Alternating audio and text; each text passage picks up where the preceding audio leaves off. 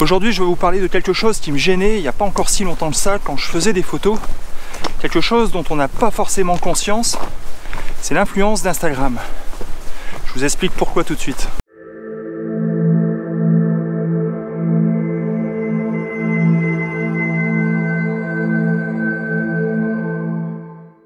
C'est quelque chose dont on n'a pas forcément conscience parce que ça s'installe progressivement. En tout cas, ça a été le cas pour moi. Petit à petit, j'ai changé ma manière de faire des photos. Et ça, je m'en suis rendu compte plus tard.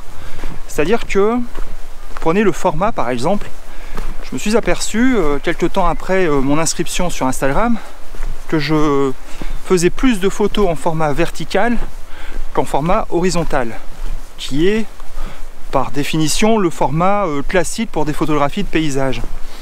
Donc ça paraît un peu absurde, mais en y réfléchissant bien, je me suis rendu compte que si je faisais ça, c'est parce que les photographies en format vertical, donc mode portrait on va dire, eh bien, étaient plus instagrammables que les autres.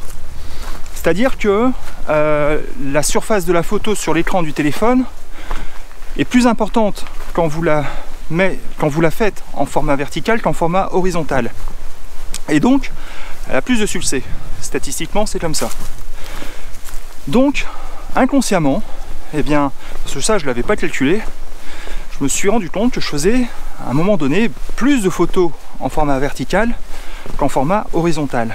Et là où ça a posé problème, c'est quand, lorsque je retouchais mes photos, eh bien, j'ai regretté à certains moments de ne pas avoir fait plus de photos en format horizontal.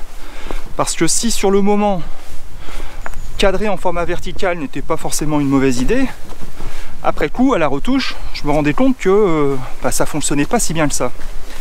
Alors qu'en format horizontal, on peut toujours recadrer dans la photo pour en sortir une photo en format vertical. Donc voilà, ça c'est une des choses dont je me suis aperçu que plus tard, mais il y en a d'autres en fait. Quand j'y ai bien réfléchi, je me suis dit mais il y a d'autres caractéristiques qui font que la manière dont je faisais les photos a changé. Prenez aussi par exemple les lieux. Vous voyez, il y a pas mal d'endroits qui sont toujours pareil, instagrammables, c'est-à-dire que ils sont populaires sur Instagram et donc tout le monde veut aller là-bas pour faire, j'exagère un peu, mais pour faire les mêmes photos. C'est-à-dire que on va faire la même mise en scène, on va faire le même cadrage, et donc ça devient presque absurde à certains endroits puisque les gens font la queue pour faire la même photo.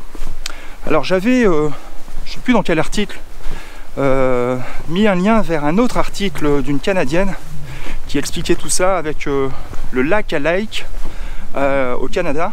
Et je trouvais ça très intéressant parce que ce lac du Canada qui était, je crois, dans les Rocheuses, vraiment comique puisque tout le monde fait la queue leu pour faire la même photo au même endroit avec la même pose.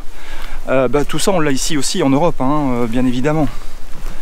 Donc cadrage vertical, les mêmes lieux, les mêmes mises en scène, et on pousse le vice aussi jusqu'aux mêmes retouches. C'est-à-dire que vous pouvez vous apercevoir que sur Instagram, eh bien, il y a certains filtres, certains presets qui sont populaires, et donc beaucoup de photographes les utilisent pour que leurs photos gagnent des likes, des commentaires et bien évidemment des abonnés.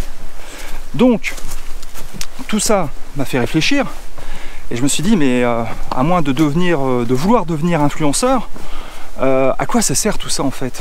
Eh bien en ce qui me concerne, à rien du tout, puisque je me suis rendu compte que le plus gros problème de tout ça, c'est que je ne faisais plus de photos originales. Je suivais une tendance, je faisais les photos pour plaire à une audience, et surtout pour plaire à un algorithme, donc à un robot, une machine, et fondamentalement tout ça, moi ça me gêne.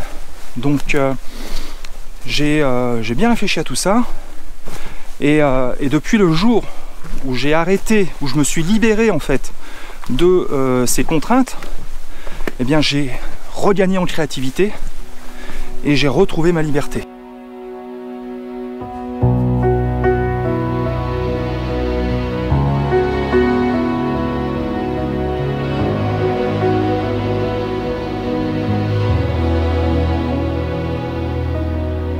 La popularité d'Instagram me fait penser à ce que disait Marshall McLuhan.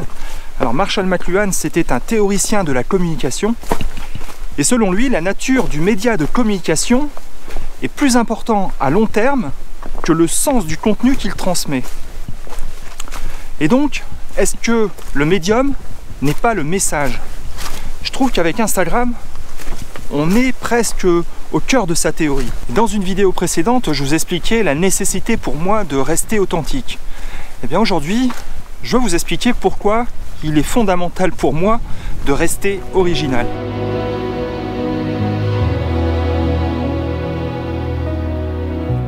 Alors si c'est Instagram qui détermine mes choix photographiques, même inconsciemment, comment puis-je faire pour rester original? Eh bien, pour moi, la première étape, c'est déjà d'en avoir conscience. Parce que, une fois que vous en aurez conscience, vous entrerez en résistance, et là, vous ferez vos premiers pas vers la liberté créative.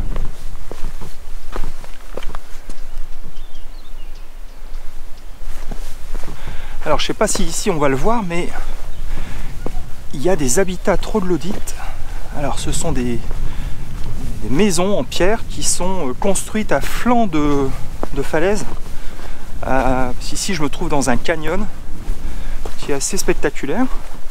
Et je viens d'apercevoir, en fait, je ne sais pas si on va le voir aussi sur les images, mais ici, vous avez tout en bas, là, ici, vous avez une habitation troglodyte.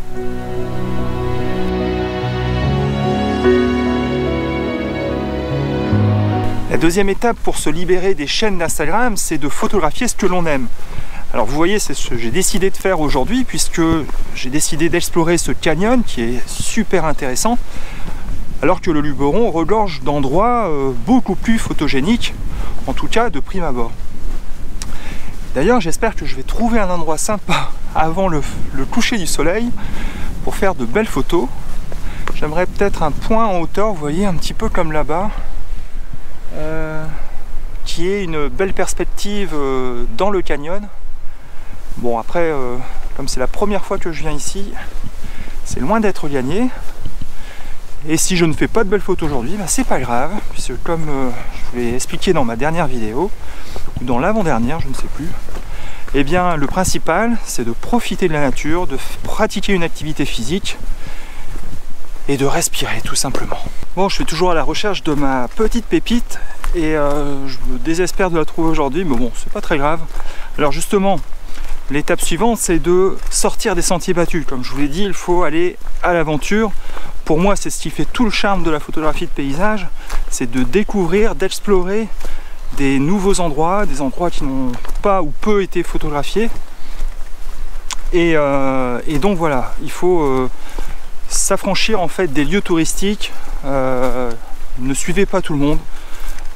Essayez d'aller voir l'envers du décor, parce que bien souvent, dans des lieux très touristiques, tout le monde regarde dans le même sens, dans la même direction, mais il y en a peu qui regardent dans la direction opposée. Et bien souvent, il y a des petites merveilles qui se trouvent tout à fait de l'autre côté, ou alors pas très loin, et ça vaut le coup à chaque fois d'aller explorer les environs. Donc voilà. Personnellement, moi ce que j'aime, c'est ce côté chasse au trésor de la photographie. Je suis un peu comme un chercheur d'or qui cherche sa petite pépite dans le lit de la rivière, et c'est ce qui fait toute l'excitation et tout le charme de la photographie de paysage, en ce qui me concerne en tout cas, c'est de découvrir voilà, tous ces endroits qui n'ont pas ou peu été photographiés, et c'est ce qui fait tout l'attrait de la photographie. Alors à défaut de trouver un point en hauteur, eh ben, j'ai dû me rabattre sur le creux du canyon, là où la rivière a fait son lit, et je crois que voilà, j'ai trouvé un petit endroit sympa. J'entends de l'eau, ouais, ça a l'air bien sympa ici. Waouh, ouais, ok.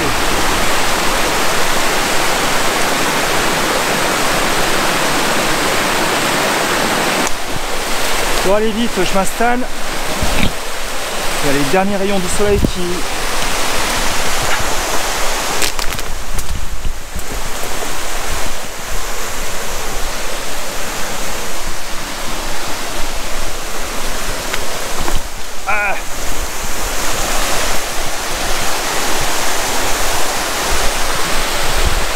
Ouais, voilà. Vous voyez, c'est pour ça que je fais de la photographie de paysage, c'est pour trouver des endroits comme celui-ci.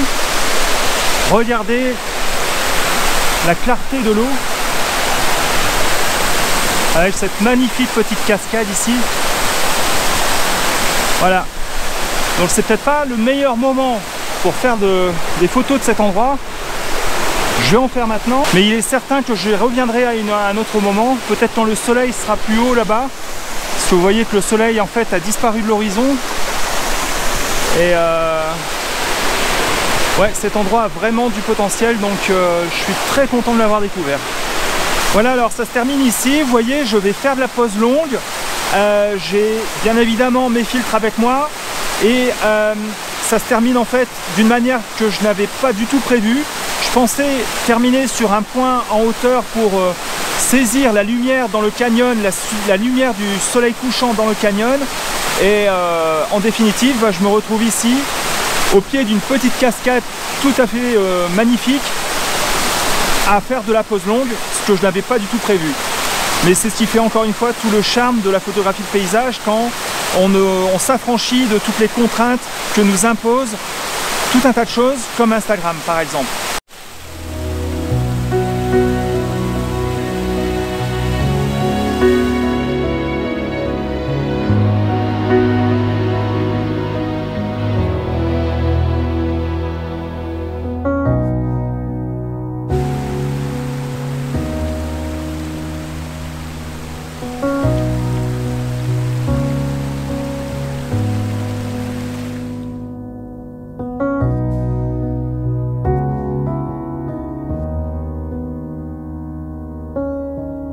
Voilà, j'ai retrouvé un petit peu de calme parce que là-bas près de la cascade c'était assez bruyant et je pouvais pas vous parler.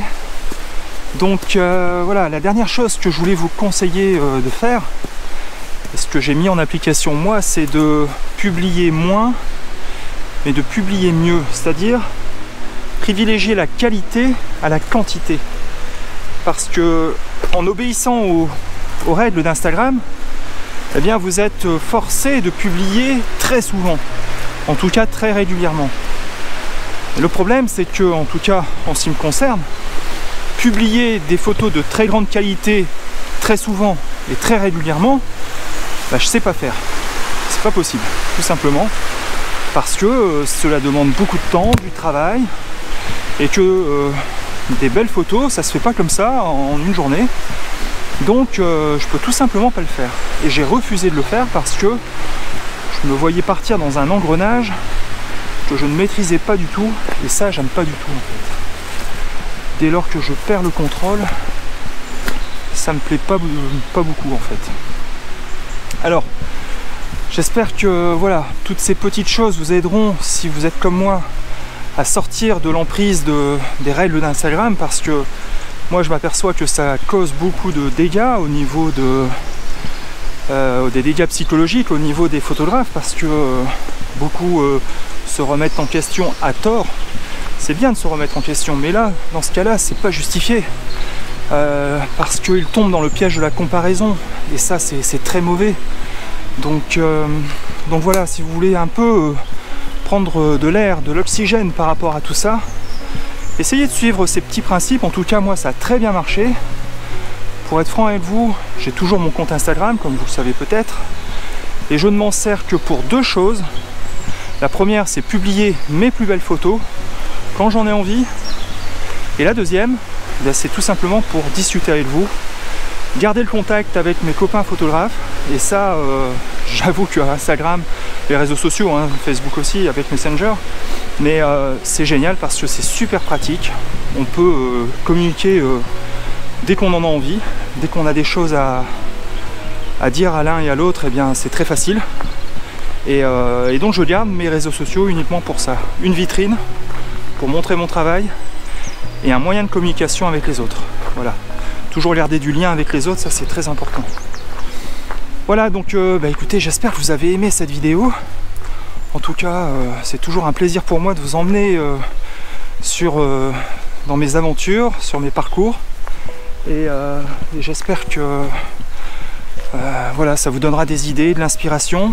Alors si vous voulez en savoir plus peut-être sur ma façon de penser des réseaux sociaux. D'ailleurs moi j'aimerais bien connaître la vôtre. Quel est votre avis là-dessus? Comment vous vous positionnez par rapport à tout ça? Est-ce que vous gardez la tête froide? Est-ce qu'au contraire vous sentez que voilà, il y a des choses qui vous échappent? Donc mais je serais curieux de savoir ce que vous en pensez par rapport à tout ça. Voilà. Et bien écoutez, c'est ici que je vous laisse. La nuit va tomber et moi je vais rejoindre mes quartiers. Je vous souhaite d'ici là de bonnes photos et à bientôt. Ciao!